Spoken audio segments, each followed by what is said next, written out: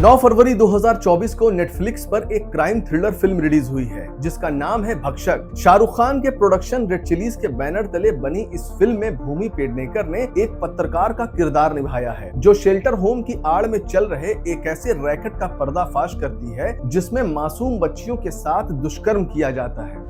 इस फिल्म का ट्रेलर देखने के बाद लोगों के मन में कई तरह के सवाल उठ रहे हैं कि क्या इस फिल्म की कहानी रियल है, क्या इस तरह की कोई घटना हुई है। तो आपको बता दूं कि ये फिल्म मुजफ्फरपुर बिहार के एक शेल्टर होम की सच्ची घटना पर आधारित है। मुजफ्फरपुर शेल्टर होम में 34 मासूम बच्चियों के साथ एक से ज्यादा बार सेक्सुअल एब्यूज, रेप और टॉर्चर जैसी घटनाएं हुई। इस शेल्टर होम में कुक से लेकर गेटकीपर तक ने लड़कियों के साथ दुष्कर्म किया। मई 2018 में इस घटना के सामने आने के बाद इस केस के मास्टरमाइंड ब्रजेश ठाकुर समेत 11 लोगों पर नाबालिग लड़कियों के साथ दुष्कर्म के मामले में उम्र कैद की सजा सुनाई गई। मुजफ्फरपुर शेल्टर होम की कहानी इतनी दर्दनाक है कि ये आपको अंदर से झकझोर कर रख देगी। तो चलिए आज इस केस की तह तक जाते हैं और जानते हैं कि क्या है मुजफ्फरपुर शेल्टर होम की पूरी कहानी, कौन है इस केस का मास्टरमाइंड ब्रजेश ठाकुर, क्या हुआ था उन लड़कियों के साथ और कैसे हुआ इस कांड का पर्दाफाश। बिहार की राजधानी पटना से तकरीबन 70 किलोमीटर दूर एक शहर है मुजफ्फरपुर। मुजफ्फरपुर में एक शेल्टर होम था। शेल्टर होम मतलब एक ऐसी जगह जहां गरीब और बेसहारा लोगों को रहने की जगह दी जाती है, उन्हें आसरा दिया जाता है। मुजफ्फरपुर के इस शेल्टर होम का नाम था बालिका गृह, जहां गरीब और बेसहारा लड़कियां रहती थी। बालिका गृह की तरह हमारे देश में और भी कई तरह के शेल्टर होम हैं, जैसे कि अनाथ आश्रम, वृद्ध आश्रम। इस तरह के शेल्टर होम किसी न किसी एनजीओ के जरिए चलाए जाते हैं, लेकिन इन्हें चलाने के लिए पैसा गवर्नमेंट की तरफ से एनजीओ को दिया जाता है। मुजफ्फरपुर बालिका गृह को चलाने की जिम्मेदारी जिस एनजीओ की थी, उस एनजीओ का नाम है सेवा संकल्प एवं विकास समिति। इस एनजीओ का मालिक था ब्रजेश ठाकुर। ठाकुर परिवार मुजफ्फरपुर के रसूखदार लोगों में से एक है। ब्रजेश ठाकुर के पिता राधा मोहन ठाकुर ने 1980 के दशक में हिंदी का अखबार शुरू किया जिसका नाम था प्रातः कमल। अब आप ये मत समझना कि ब्रजेश के पिता कोई बहुत बड़े पत्रकार थे या समाज की भलाई के लिए वो अखबार निकालते थे, ऐसा कुछ भी नहीं है। चूंकि ब्रजेश के पिता की राजनीति में काफी तगड़ी पहुंच थी, इसलिए अखबार के नाम पर उन्हें भर भर कर सरकारी विज्ञापन मिल जाते थे। इस तरह से इन लोगों ने बहुत पैसे बनाए।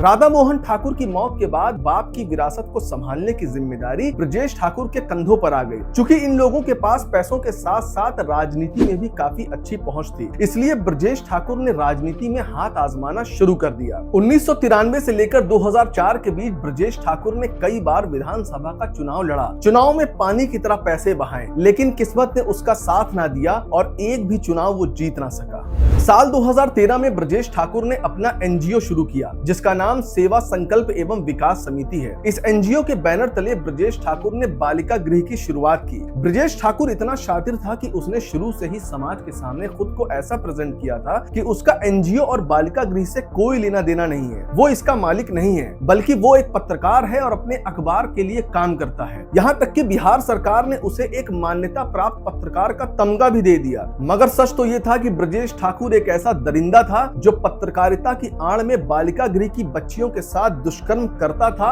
और करवाता भी था। सिर्फ ब्रजेश ठाकुर ही नहीं बल्कि उसके बाकी के साथी भी जो उस बालिका गृह से जुड़े हुए थे, वो सब भी उन बच्चियों के साथ दुष्कर्म करते थे। सबसे दिल दहला देने वाली बात तो ये है कि जब वो मासूम बच्चियां अपने साथ हो रहे अत्याचार के बारे में बालिका गृह में काम करने वाली डॉक्टर, नर्स और लेडीज स्टाफ को इस बारे में कुछ भी बताती थी, तब उन बच्चियों का साथ देने के बजाय वो लोग उन्हें मार पीट कर, डरा धमकाकर चुप करा देती थी। पुलिस की जांच में बालिका गृह की लड़कियों ने बताया कि उन्हें नशे का इंजेक्शन देकर उनके साथ गलत काम किया जाता था। सिर्फ इतना ही नहीं, उन्हें अश्लील फिल्में दिखाई जाती थी और गंदे भोजपुरी गानों पर नचाया जाता था और अगर कोई लड़की इसका विरोध करती तब उसे बुरी तरह मारा जाता था।